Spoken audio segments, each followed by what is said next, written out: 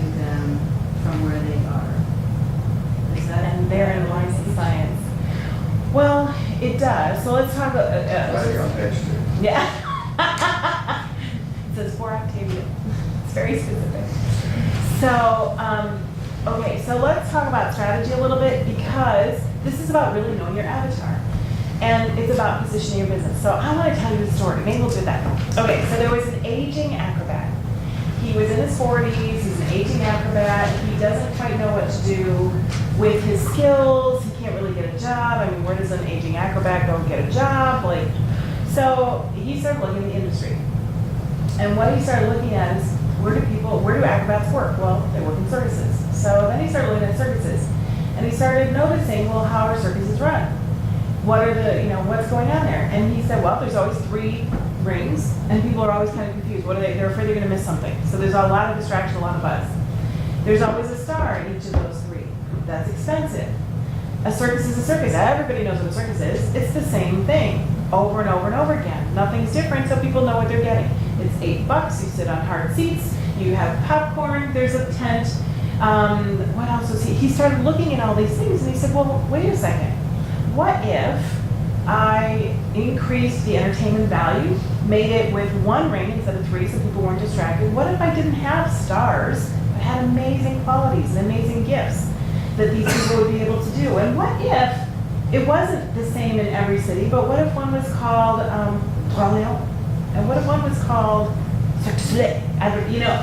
do you see? Like he completely changed the industry of what you think of when you think of circus. So that story is a core story in a book that's called The Blue Ocean Strategy.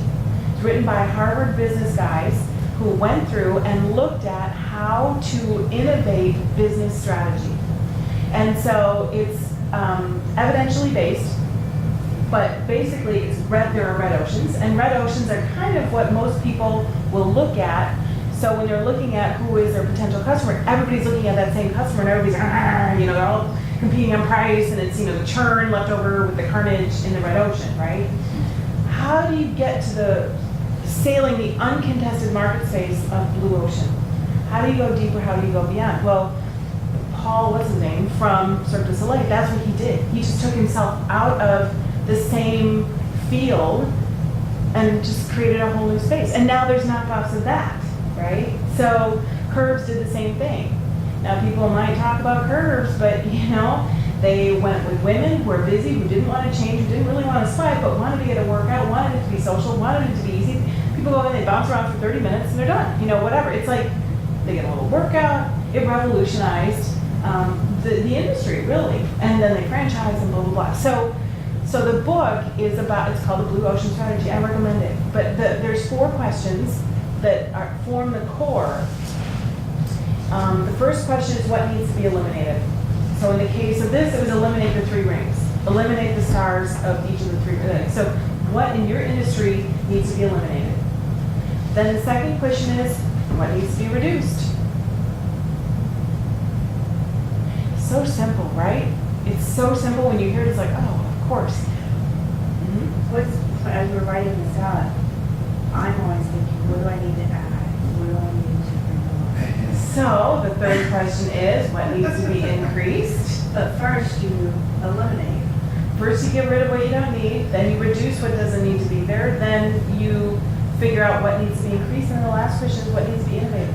What needs to be created for your industry? And this may help you in identifying your signature process, by the way. So a little bit more about this. Let's see.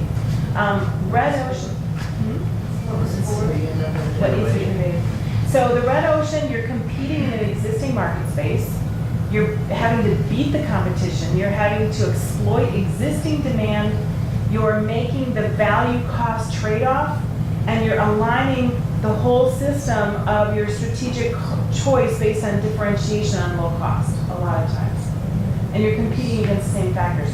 When you're in a blue ocean, you're creating uncontested market space. There's nobody else there, so there is no competition. Any competition becomes irrelevant.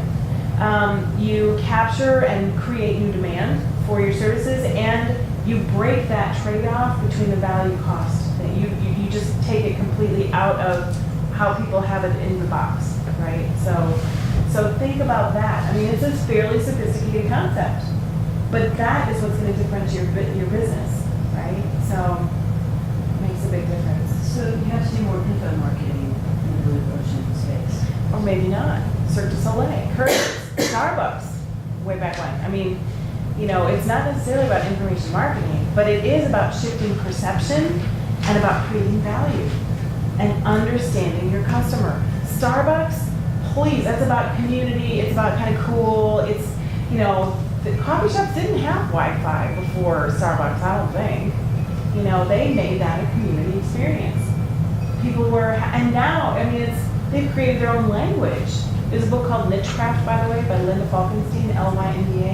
I think it's out of print, but you can still get it.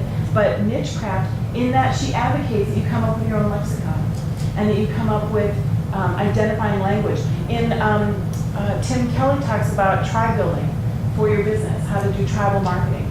And tribes have their own language. They have their own logo. They have their own sense of belonging. They create community in a particular way.